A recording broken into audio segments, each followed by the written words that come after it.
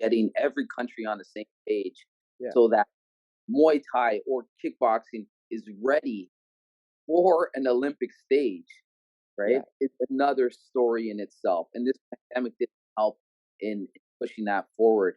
Um, I know they were gunning for 2024.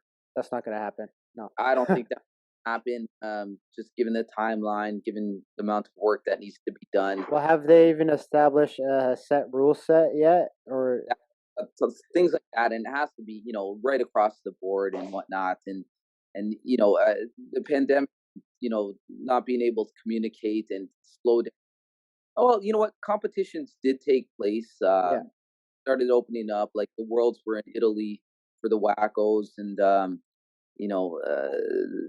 contact sports started to come back, and then they quickly got just canned again. can't Uh, again. Yeah. but it's not making it any easier to get to the Olympics for 2024. Maybe 2028. Yeah. Um, there'll be a dinosaur. Me, I'll Well, just be I'll be retired by 2028. Um, yeah.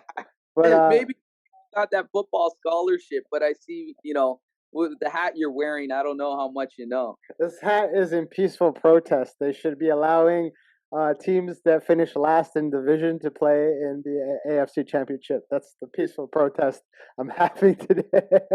uh, but back to the Olympics. I wanted to. I mean, I found that this year, I think this past year, they had karate for the first time, right? And it ended up being a big embarrassment as a martial artist, in my opinion. Not because of how they ran it, right? But because of the rule set. Like for people who don't know what I'm talking about, the I think it was one of the very last matches in the karate final. An American was fighting somebody, and the American got knocked out with a head kick, right? He got knocked out with a legitimate karate technique that's used in active competition, used in any martial art fight, whatever.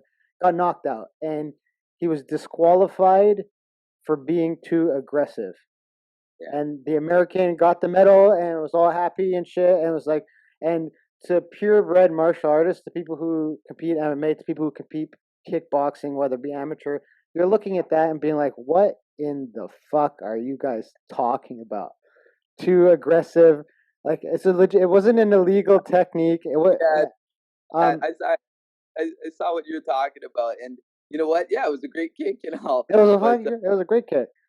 yeah. But So my concern with it, and I want to express my concern, and I know because you are part of WICO and all the organizations that will be coming up with the rule sets and kind of the way it's going to be playing out in the Olympics.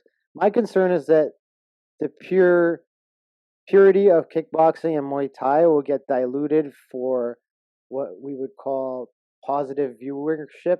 You know what I mean? And I believe that that's the only reason that that kick was not allowed is because the guy got knocked out, and you don't want people to be like, "Oh no," you know what I mean? But yeah, at the end of the day, it's martial arts. So what are we talking about here? You know what I mean?